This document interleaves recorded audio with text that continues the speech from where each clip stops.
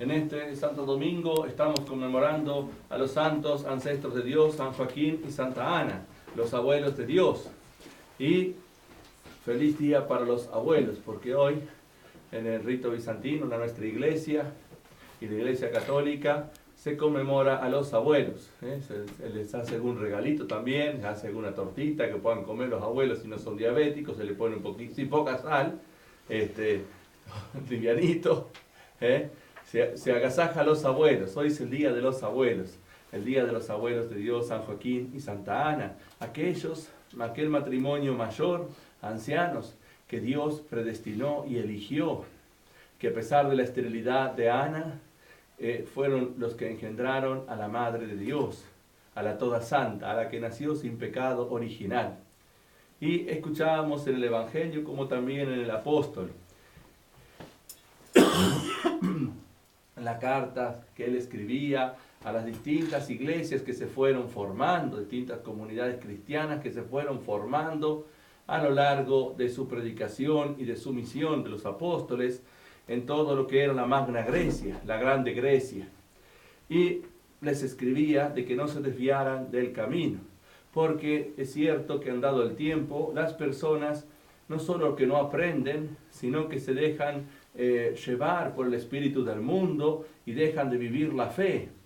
Nosotros tenemos esta riqueza. En aquel entonces había también un catecismo que se llamaba Didache, y se leía esto en la comunidad, se charlaba, es lo que hacemos nosotros los domingos después de la liturgia, la mistagogia.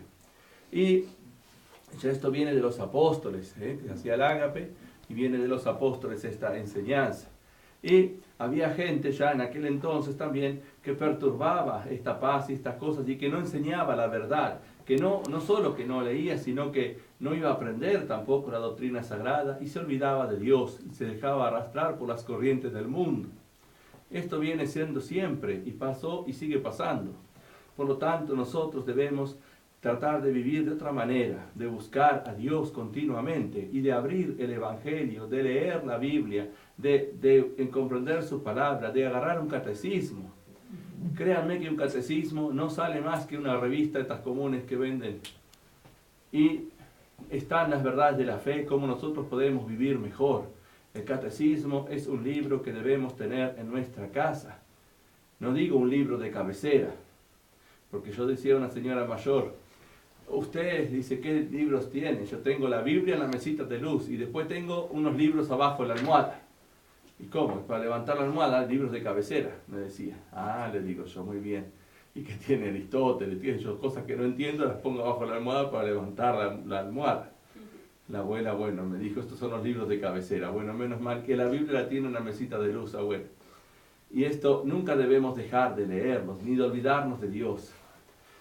Que el Señor cuando venga nos diga, ¿qué hiciste con los dones que yo te di? El Señor le arrendó la viña a unos viñadores, y vino uno, lo mataron, vino otro, lo mataron, vino el hijo y lo mataron. Cristo es el hijo al que se lo mató. Y hoy día sigue habiendo matanzas de cristianos en el mundo por los cuales tenemos que rezar. Siguen habiendo mártires de todo tipo, de colores, en distintas persecuciones. No solamente en las persecuciones contra la iglesia, en los lugares donde están los musulmanes, sino también en todos lados hay persecución. Los impíos atacan a la fe de Cristo. Primero que no la conocen y después atacan haciéndose que la conocen. ¿Cómo puede ser esto? Pero esta es una persecución también a la iglesia de Cristo.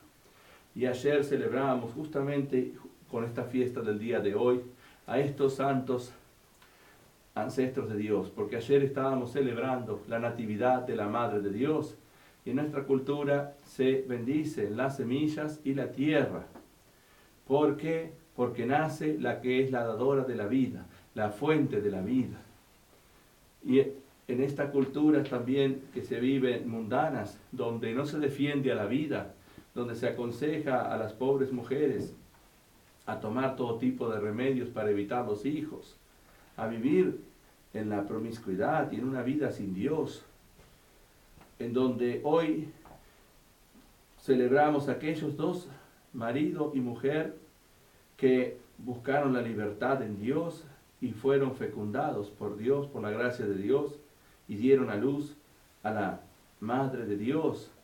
En ellos está el ejemplo de la vida y de la libertad. También que ellos confiaron en Dios más que en todas las cosas del mundo. En este mundo donde sigue habiendo esclavitud. Ustedes se piensan que la esclavitud fue abolida en el año 1813, ¿no? Dicen eso en la historia, ¿verdad?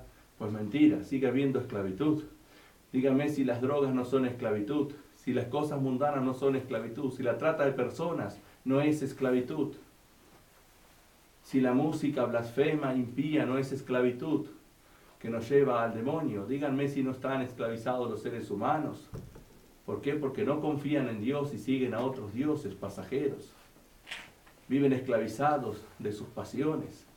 Díganme si fue abolida la esclavitud y yo les voy a decir que es mentira.